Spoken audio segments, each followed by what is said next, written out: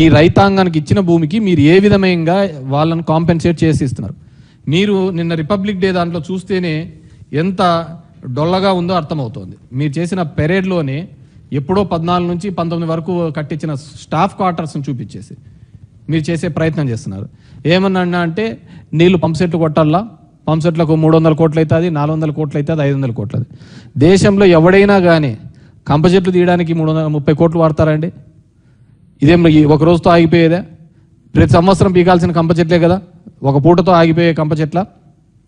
మళ్ళీ వర్షం పడుతుంది, మళ్ళీ కంప చెట్లు వస్తుంది. మళ్ళీ ఏమైనా ఈ ప్రాంతంలో జరిగి ఉంది అంటే అది కంప చెట్లు తీసేది, దాంట్లో దోపిడీ మాత్రం లేదు. కేవలం పనుల రూపంలో పర్సంటేజీలు దోచుకోవడానికి మాత్రమే ఈ ప్రభుత్వం పనిచేస్తుంది. ఎక్కడో చూసా లోకేష్ ఇంతవరకు మాట్లాడతా మేమేం చేయగలుగుతామో అన్నీ అనుకునే అన్నీ చేయలేం కదా అనే పద్ధతిలో ఏదో పార్లమెంటరీ వాళ్ళ మీటింగ్లో మాట్లాడడం జరిగింది. కాబట్టి మీరందరూ కూడా మనందరం కూడా ఆలోచించాల్సింది జనాల్ని ఏ విధంగా మోసం చేస్తున్నారు, ఏ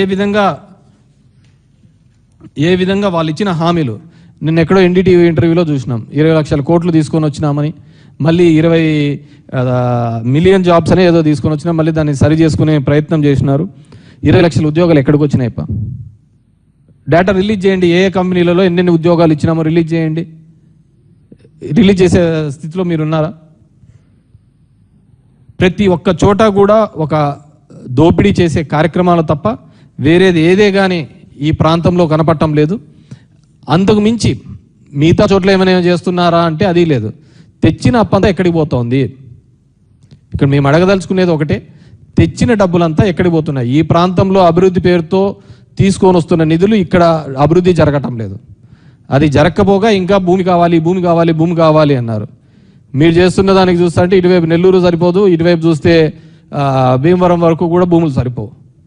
మేము కోరుకునేది ఒకటే, మేము ఈ ప్రాంతానికి వ్యతిరేకంగా కానీ ఇంకో విధంగా కాదు, ఇక్కడ చూపిస్తున్నటువంటి శ్రద్ధ మిగతా ప్రాంతాల మీద చూపించండి. అన్ని ప్రాంతాలు సమతుల్యంగా ఉండాలి అనేది మేము కోరుకుంటుంది. వైఎస్ఆర్ కాంగ్రెస్ పార్టీ నుంచి మొదటి నుంచి కూడా కోరుకునేది, ఆలోచన చేసేది అన్ని ప్రాంతాలు కూడా సమానంగా చూడాలి, ఆ విధంగా ముందుకు అడుగులు వేయాలనే దాని మీదనే కోరుకుంటున్నాం. ఈరోజు ఇంకా జనాలు మభ్యపెట్టే కార్యక్రమం చేయొద్దండి. ఇప్పటికే మీ సూపర్ 6 హామీల వల్ల మోసపోయినాం, దగాపడ్డాం.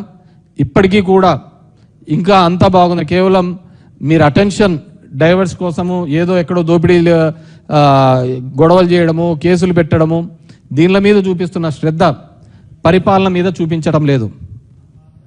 పరిపాలన మీద మీకు అస్సలు కంప్లీట్గా అబ్జల్యూట్గా ఫెయిల్ అయినారు. మీరు చూడండి, ఎక్కడైనా కావచ్చు, మీరు జరుగుతున్న ప్రతి క్రమంలోనూ కూడా దౌర్జన్యాలు, దోపిడీలు. కోడినికి వస్తే కేసు అంటారు, గొర్రెనికి వేస్తే కేసు అంటారు, మనుషుల్ని చంపితే కూడా వాళ్ళని పెద్దగా శిక్షించలేని పరిస్థితిలో మీరున్నారు.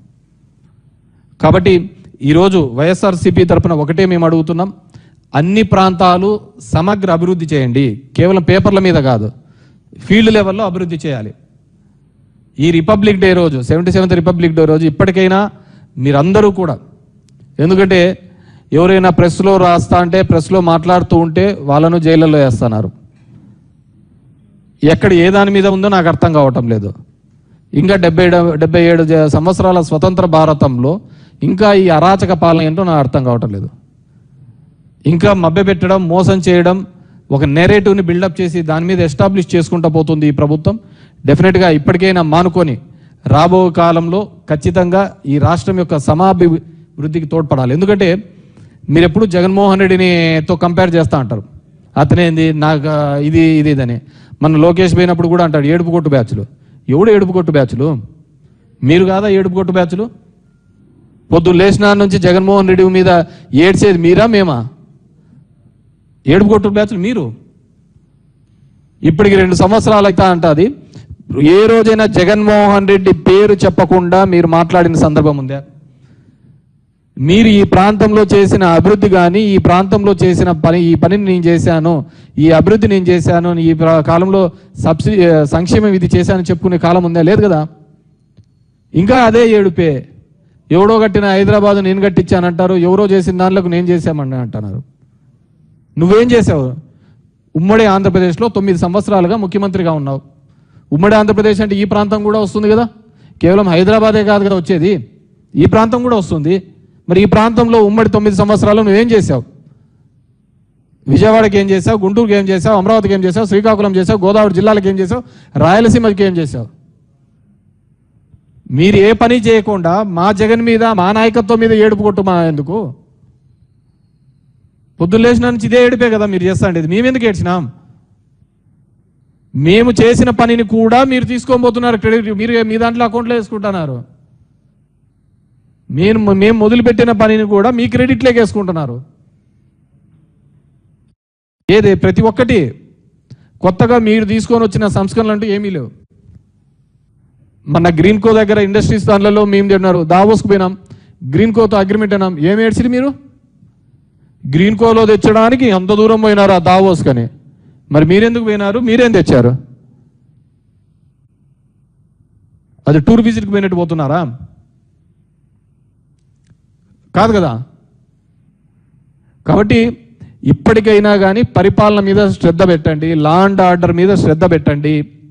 మీరు ఇదే విధంగా బలవంతంగా నోటుకొచ్చినట్టు మాట్లాడుతూ ప్రజల్ని ఇబ్బంది పడి చేస్తూ కార్యకర్తలను కేసుల్లో పెట్టించి నోరు మూపించాలనే ప్రయత్నం చేస్తే అది ఖచ్చితంగా మీకే రివర్స్ అవుతుంది. పబ్లిక్ చాలా తెలివైన వాళ్ళు. ఏం జరుగుతుంది, ఎలా జరుగుతుంది అనే దాన్ని బాగా క్షుణ్ణంగా పరిశీలించే వాళ్ళు జనం. నువ్వు నేను అంతా బాగుంటుంది అనుకుంటుంటాం. ఈరోజు ప్రతి రంగంలోనూ కూడా, ఉద్యోగస్తుల్లో కావచ్చు, ప్రతి ఒక్కరిలోనూ కూడా ఒక నిస్సహాయత, ఏమీ చేయలేని పరిస్థితి. ఎవరైనా ఏమనంటే కేసులు పెడతారు, ఇంకోటి పెడతారు, ఒక భయం మధ్య బతుకుతున్నారు. మీరు జగన్మోహన్ రెడ్డి గారు బర్త్డే జరుపుకుంటా అంటేనే తట్టుకోలేకపోతున్నారే. ఈసారి అసలు ఎవరు ఏగాని లేదు, గ్రామాన్ని వాలంటీర్లుగా చేసుకున్నాను. అది మీకు రిఫ్లెక్ట్ కావటం లేదా? కాబట్టి దయచేసి ఈ ఏడుపు గొట్టలు మాటలు తగ్గించుకొని మా మీద ఏడ్చేది కాదు. మీకు అధికారం ఇచ్చినారు, ఎప్పుడూ లేనంత విధంగా మీకు ఈ రాష్ట్రంలో ఒక మ్యాండేట్ ఇచ్చినారు. ఆ మ్యాండేట్కి తగ్గట్టుగా రిజల్ట్ చూపించండి, ఆ మ్యాండేట్కి తగ్గట్టుగా పని చూపించండి. చాలా దానిలలో మేము చేసుకున్న పెద్ద అత్యంత తప్పు, మేము చేసిన పనిని మేము చెప్పుకోలేదు. మీలాగా అబద్ధం ఆడలేకపోయినాం. మా దరిద్రానికి ఏంటంటే అప్పుడు కోవిడ్ కూడా వచ్చింది, అక్కడికి పోయి శంకుస్థాపన కూడా చేయలేని పరిస్థితులలో ఎందుకంటే జనాలందరూ కలవలేక ఇక్కడ నుంచి మనం అన్ని ఆపరేట్ చేసినాం. చాలామందికి తెలియదు.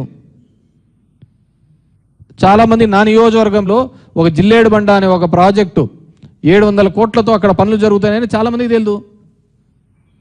ఎందుకంటే అప్పుడు కోవిడ్ టైంలో జరిగిపోయినాయి. ఇరిగేషన్ ప్రాజెక్టుగా ఈరోజు రాయలసీమ లిఫ్ట్ అనే ప్రాజెక్టు ఎంతమందికి తెలుసండి? ఆ రోజు జగన్మోహన్ రెడ్డి గారు అంత పెద్ద ఎత్తున మొదలు పెట్టాడని చెప్పి మన రేవంత్ చెప్పేంత వరకు చాలామందికి రాయలసీమలో 70% మెంబర్కి తెలియదు. అవునా కదా? 17 మెడికల్ కాలేజీలు మేము అంతగా కట్టించాము, అంతగా చేశాము అని చెప్పేసి 60% జనాలకు తెలియదు. మేబీ ఆ నియోజకవర్గ ప్రజలకు తెలిసి ఉంటుందేమో. కానీ మొన్న మీరు పీపీపీ చేయడంతో మేము జనం దగ్గరికి వెళ్ళడము, జనం దగ్గర నుంచి వెళ్ళి ఆ హాస్పిటల్స్ చూపించే ప్రయత్నం చేయడంతోనే కదా ఈరోజు జనాలకు అందరికీ తెలిసినది. నిజంగా మేము మా తప్పది, మేము చేసింది చెప్పుకోలేకపోయినాం. మా జగన్మోహన్ రెడ్డికి ఎప్పుడే కానీ లేదు వేరే వాళ్ళ దాని మీద ఇతని పేరు రాసుకోవాలని చెప్పి.